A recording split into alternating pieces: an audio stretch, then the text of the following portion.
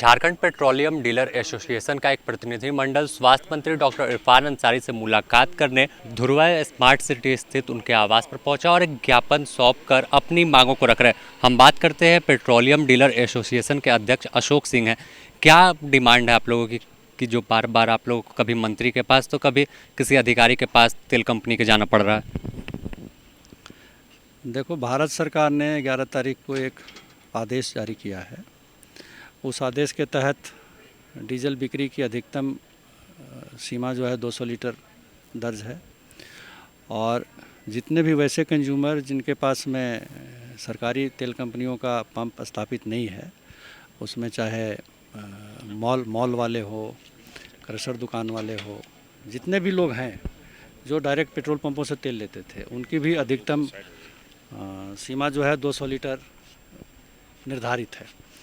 तो ऐसे में राज्य में काफ़ी कठिनाई का सामना करना पड़ रहा है यहाँ के आमजनों को, और व्यावसायिक प्रतिष्ठान जो है वो भी इससे काफ़ी प्रभावित हो रही है।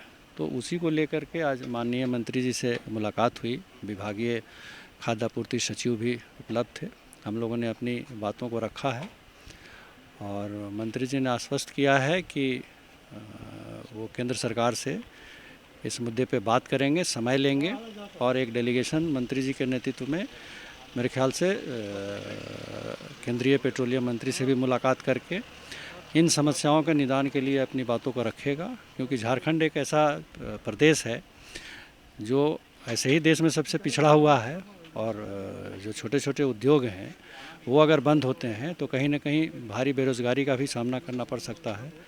तो मुद्दा बहुत गंभीर है और इसी को लेकर के आज हम लोगों ने अपनी बातचीत यहाँ की। कितना नुकसान झारखंड के उन सेक्टर को पड़ेगा जहां डीजल या पेट्रोल की सप्लाई नहीं होगी और उन्हें ज़रूरत है, और टैंकर से कहा जा रहा है कि पहुंचाया जाएगा कॉमर्शियल?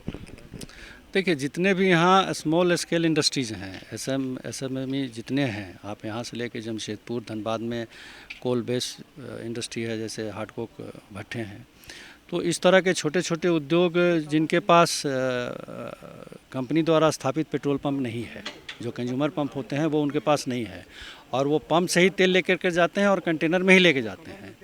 और एक्सप्लोसिव से अप्रूव्ड कंटेनर का जो बात किया गया है, तो झारखंड में इसकी उपलब्धता ही नहीं है कि कोई अगर ख़रीदना चाहे अप्रूव्ड कंटेनर, वो कहाँ से लाएगा? झारखंड में ये कहीं है नहीं। तो ऐसे में उन उद्योगों का क्या होगा, वो कैसे चलेंगे? और अगर वो उद्योग बंद होते हैं तेल के अभाव में तो सीधे उसका असर रोज़गार पे पड़ेगा। जो वहाँ कर्मी काम कर रहे हैं उनके ऊपर कहीं ना कहीं असर पड़ेगा। तो ये बहुत भारी समस्या है। प्लस जो सरकार के द्वारा जो काम कराए जा रहे हैं, विकास की योजनाएं हैं, जैसे गर्मी का दिन है तो ट्यूबवेल कराया जाता है देहातों में, और बारिश को देखते हुए तालाब की खुदाई कराई जाती है। तो हर जगह डीजल की खपत है और बिना डीजल के सरकार का जो विकास की योजना है वो भी बुरी तरह से प्रभावित होगी। तो झारखंड जैसे प्रदेश में अगर इस तरह का कानून रहेगा तो राज्य सरकार के योजनाओं के साथ साथ आम जनता को भी भारी कठिनाई का सामना करना पड़ेगा। इस निर्णय का मतलब सीधे तौर पर मजदूरों पर असर पड़ेगा और बड़े पैमाने पर झारखंड में देखने को मिल सकता है।